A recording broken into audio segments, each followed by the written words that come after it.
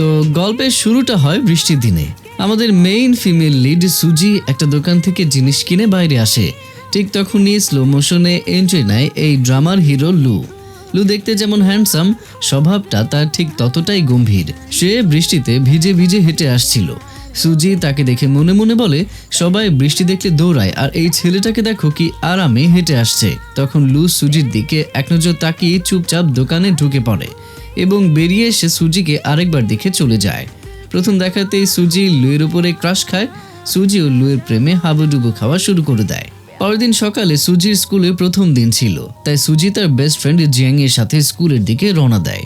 অন্যদিকে লু তাড়াতাড়ি বাস স্টপে আসে, কিন্তু লেট করার জন্য বাসটা মিস করে ফেলে। ঠিক ওই সময় সুজি সাইকেল নিয়ে লুয়ের পাশ দিয়ে স্কুলে যাওয়ার সময় খেয়াল না করায় তার পার্সটা নিচে পড়ে যায়, আর লু সেটা কুড়িয়ে নিজের কাছে রেখে দেয়।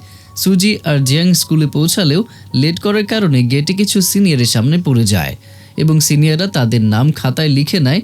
ঠিক তখনই পেছন থেকে গুরেন নামের একটা ছেলে আসছিল। সিনিয়ররা তাকে আটকে নাম জিজ্ঞেস করলে সে নাম না বলে ভাব নিচ্ছিল।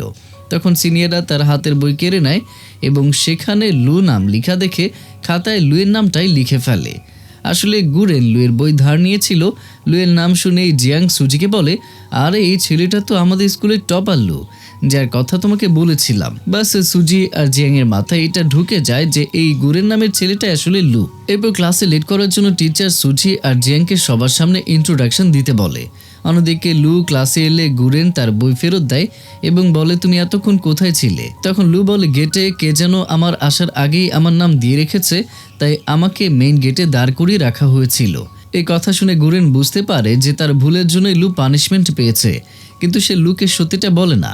এরই মধ্যে লু ব্রডকাস্ট রুমে যায় কুড়িয়ে পাওয়া পার্সটা জমা দেওয়ার জন্য।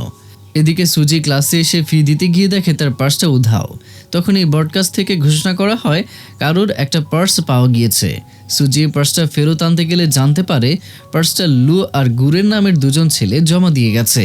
তারপর জিয়াং সুজিকে তাড়াতাড়ি স্কুলের ছাদে নিয়ে যায় আর নিচে হেঁটে যাওয়া লু আর গুরেনকে দেখায়।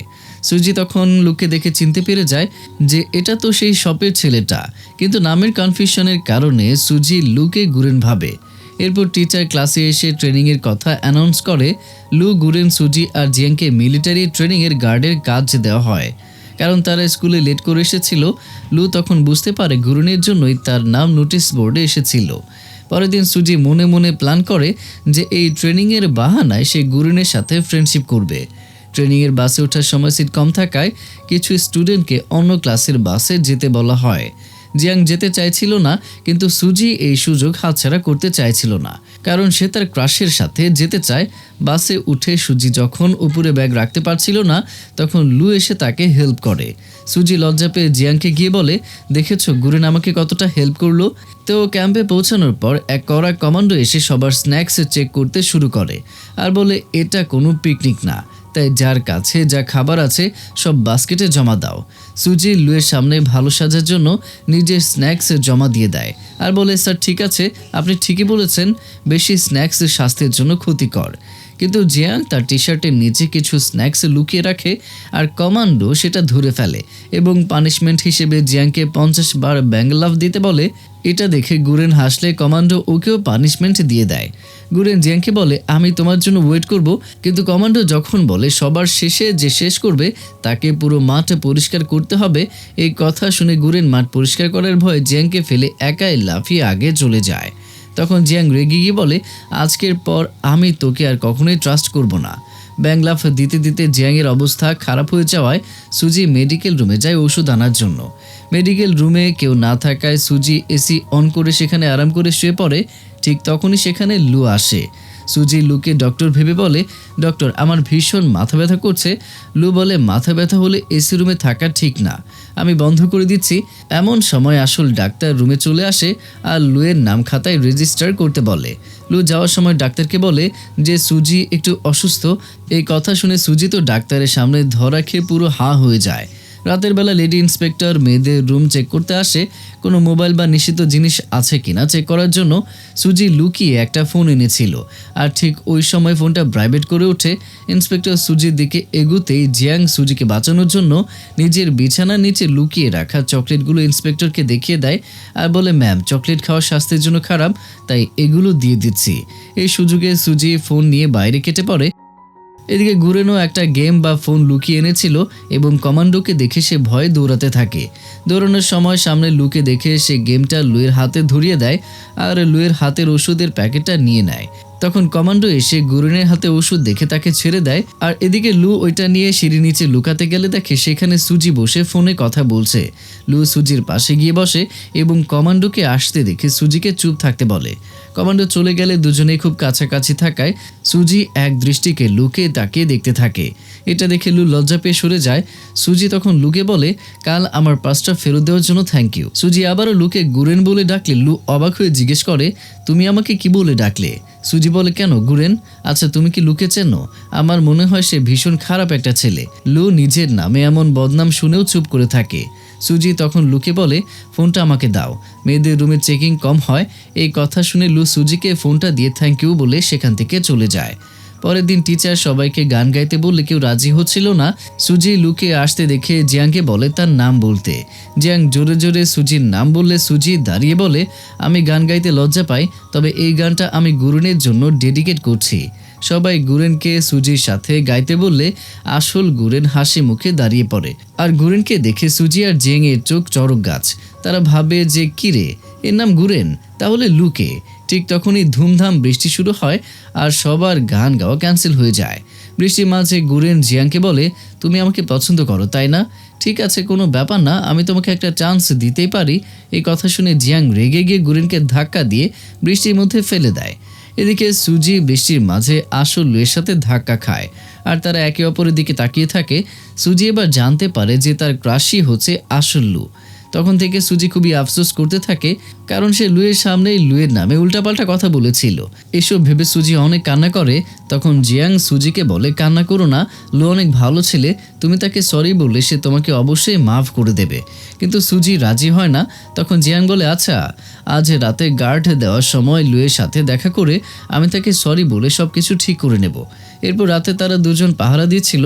তখন জিয়াং সুজিকে বলে, তুমি এখানে অপেক্ষা করো, আমি লাইব্রেরি থেকে লাইট নিয়ে আসছি। কিন্তু সুজি খুবই ভয় পাচ্ছিল, তাই জিয়াং বলে, তুমি যদি ভয় পাও তাহলে লুদের কাছে যাও আর তাদের সাথে কথা বলো। এখান থেকে আমরা লু আর গুরেনকে দেখি। তারা দুজন দাঁড়িয়ে থেকে গল্প করছিল। ঠিক সেই সময় লাইট নষ্ট হয়ে যায়। তখন লু বলে, তুমি থাকো, আমি গিয়ে লাইট নিয়ে আসি। এই কথা শুনে গুরেনও বলে, আমি তোমার সাথে যাব। গুরেনের আচরণ দেখে লু জিজ্ঞাসা করে, তুমি কি ভয় পাচ্ছ?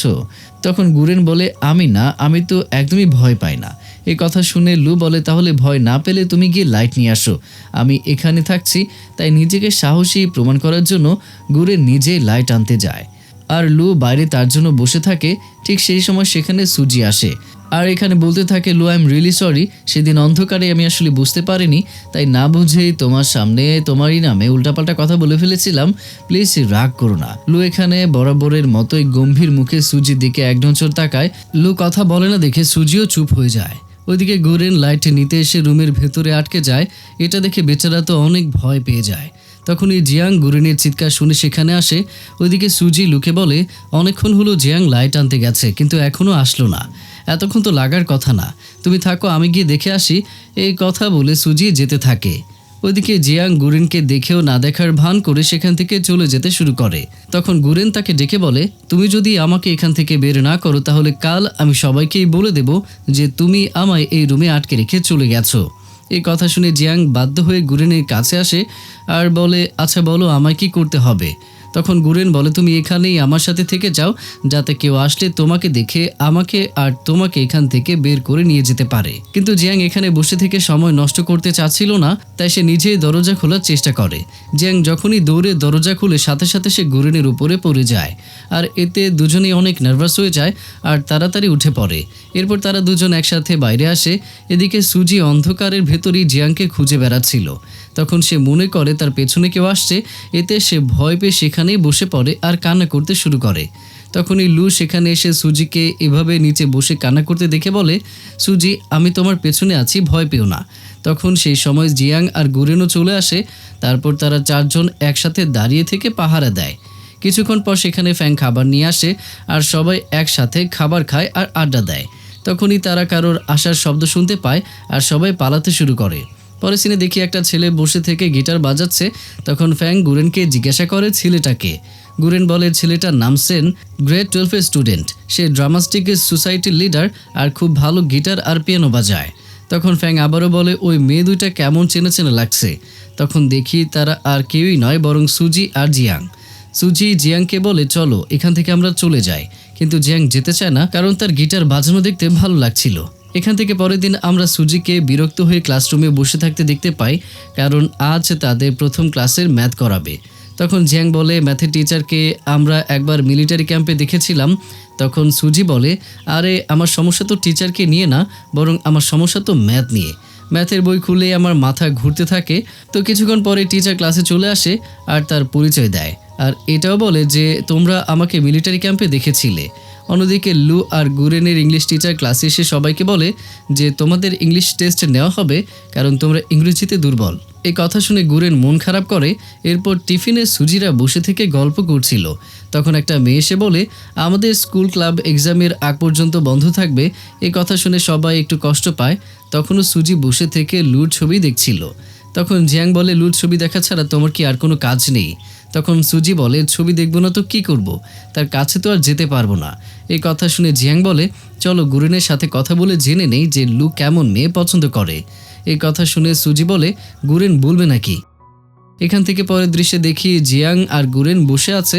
তখন জিয়াং গুরেনকে জিজ্ঞাসা করে আচ্ছা ছেলেদের কোন টাইপের মেয়ে পছন্দ। গুরেন ভাবে হয়তো জিয়াং তাকে পছন্দ করে, এই জন্য সে এমন প্রশ্ন করছে। এখন গুরেনের উত্তর বলে আমার তো তোমার অপোজিট টাইপের মেয়ে পছন্দ। জিয়াং এটা শুনে কিছুটা রেগে যায়, তারপরও নিজেকে কন্ট্রোল করে জিজ্ঞাসা করে লুয়ের কেমন মেয়ে পছন্দ। গুরেন বলে ও আচ্ছা এই ঘটনা তাহলে, কিন্তু লুয়ের কেমন মেয়ে পছন্দ সেটা তো আমি তোমাকে বলবো না। এই কথা শুনে তো জিয়াং আরও রেগে যায়। সে চালাকি করে বলে ও আচ্ছা তুমি তো আবার লুয়ের তেমন ক্লোজ ফ্রেন্ড না, তাই হয়তো জানো না যে লুয়ের কেমন মেয়ে পছন্দ। তখন গুরেন বলে তোমার এই টেকনিক আমার উপরে কাজ করবে না। কথা বলার মাঝে জিয়াং এদিকে লু আর ফ্যাংকে আসতে দেখে, তাই সে সেখান থেকে চলে আসে। তখন সুজি জিয়াংকে জিজ্ঞাসা করে যে গুরেন লুয়ের ব্যাপারে কিছু বলল নাকি, কিন্তু জিয়াং বলে না গুরেন খুবই চালাক, সে কিছুই বলেনি। এই কথা শুনে সুজি বলে কোনো ব্যাপার না, পরের বার আমি ট্রাই করব। তখন সেখানে সেন আসে আর সে গুরেনের পেছনের টেবিলে বসে খাবার খায়। তখন জিয়াং সেনকে দেখে আর তার দিকে হাঁ করে তাকিয়ে থাকে, কিন্তু গুরেন ভাবে যে জিয়াং হয়তো তার দিকে তাকিয়ে আছে, তাই গুরেন বলে আমি কি একটু শান্তিতে খেতেও পারবো না নাকি। তখন ফ্যাং বলে কি হয়েছে। তখন গুরেন বলে যে কিছু না। এরপর গুরেন লুকে জিজ্ঞাসা করে আচ্ছা তোমার কেমন মেয়ে পছন্দ। লু এই প্রশ্নের কারণ জানতে চাইলে গুরেন বলে তেমন কিছু না, এমনি জানতে চাইলাম আর কি। এই কথা শুনে লু বলে আমি এসব ব্যাপারে এখনো ভাবিনি।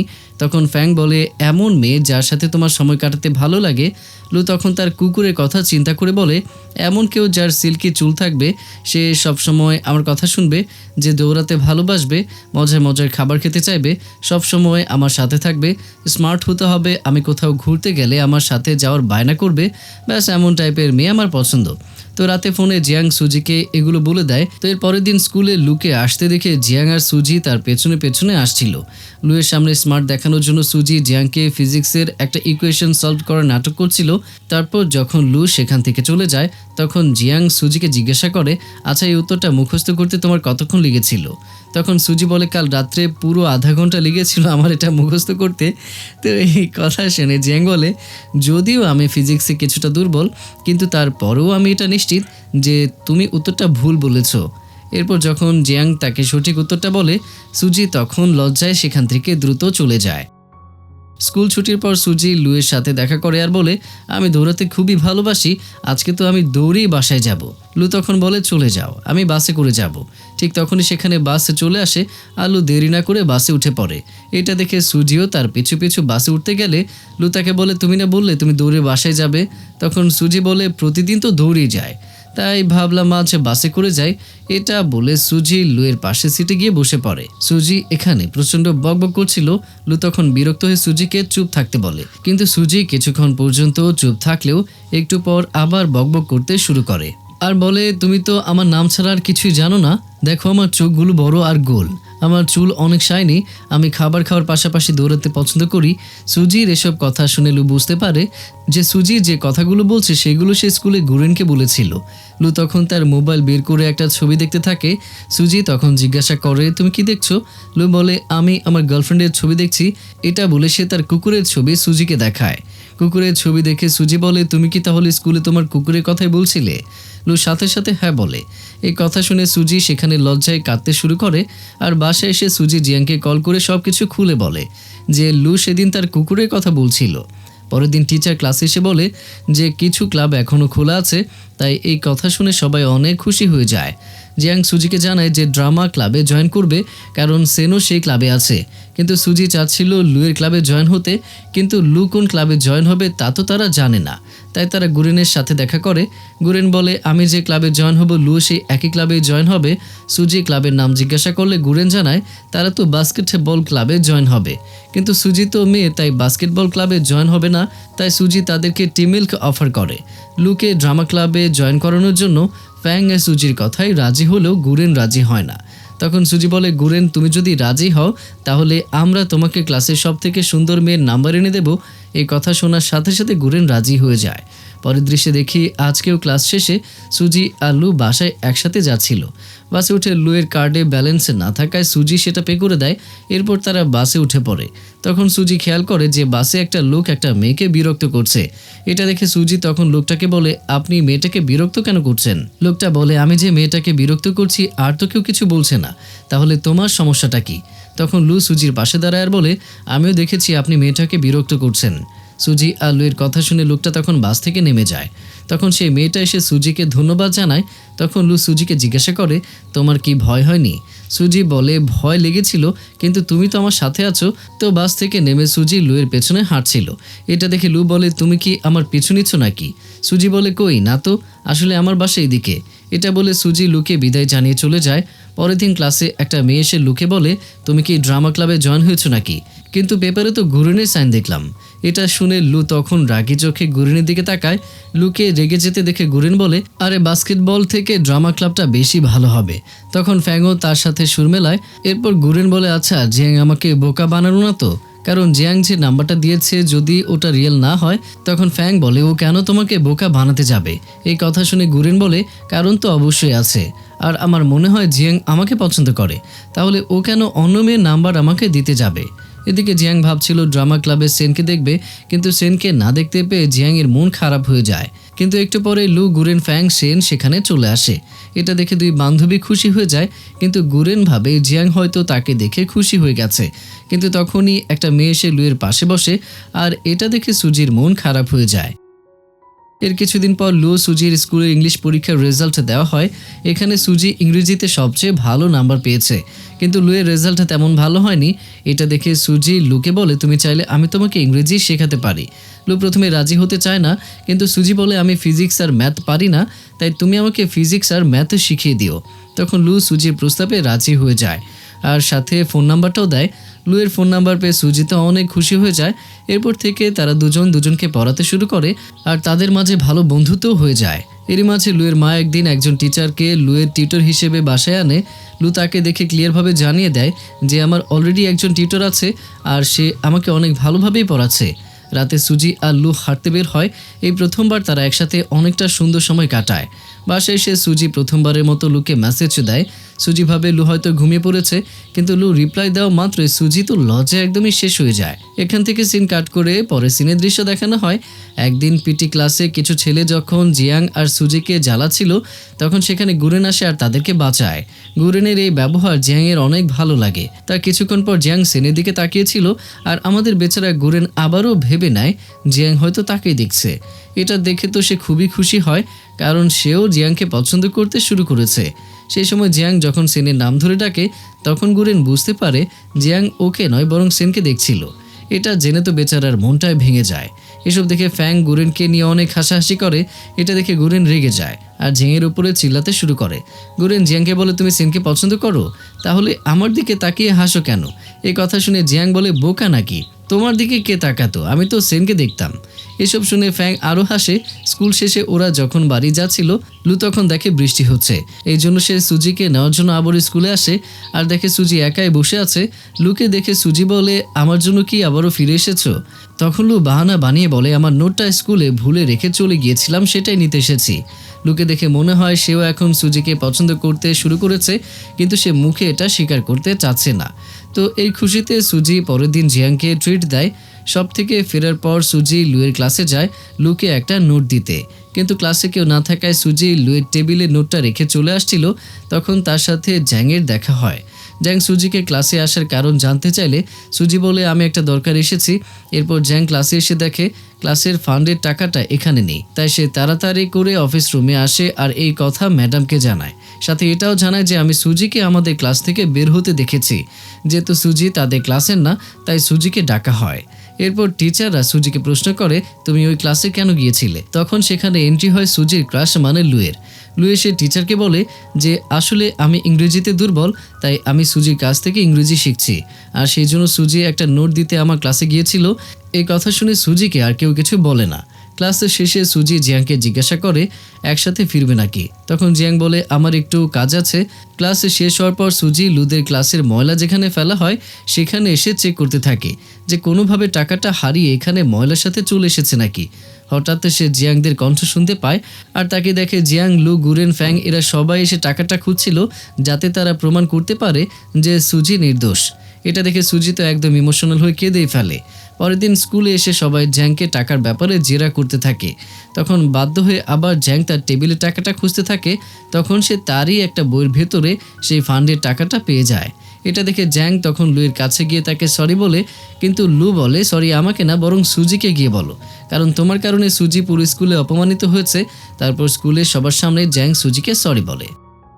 ছুটির দিন তারা সবাই একসাথে ঘুরতে যায়। সবাই অনেক মজা করে। সবাই একই ডিজাইনের ব্র্যান্ডের কাপড় পরে বের হয়। এখান থেকে সুজি আর লু দুজন দুজনকে পছন্দ করতে শুরু করে। এদিকে জিয়াং আর গুরেনের তো সবসময় ঝগড়া লেগেই থাকে। তো যাই হোক, সুজি আর লু একসাথে অনেক ভালো সময় কাটায় আর তারা সবাই তাদের ছুটির দিনটাকে খুবই সুন্দরভাবে উপভোগ করে। তো যাই হোক, পরের দিন তাদের পরীক্ষার রেজাল্ট দেওয়া হয়। সুজির পড়ানোর জন্য ইংরেজিতে লুয়ের রেজাল্ট ভালো হচ্ছিল। স্কুল শেষে সুজি লুকে বলে, আজ আমার বাড়ি যেতে দেরি হবে, তুমি চলে যাও। কিন্তু লু সুজির জন্য অপেক্ষা করতে থাকে। বাস আসে কিন্তু তারপরেও সে ওঠে না। একটু পর সুজি লুকে দেখে তাকে বলে, তুমি এখনো যাওনি? তুমি কি আমার জন্য অপেক্ষা করছিলে?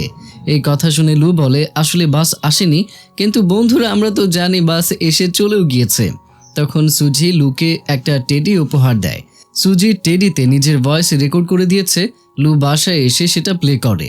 ভয়েসে সুজি বলেছে, তুমি খুবই ভালো করেছো আর সামনে আরও ভালো করবে। লু বারবার সুজির ভয়েসের কথা বলা শুনছিল আর খুশি হচ্ছিল।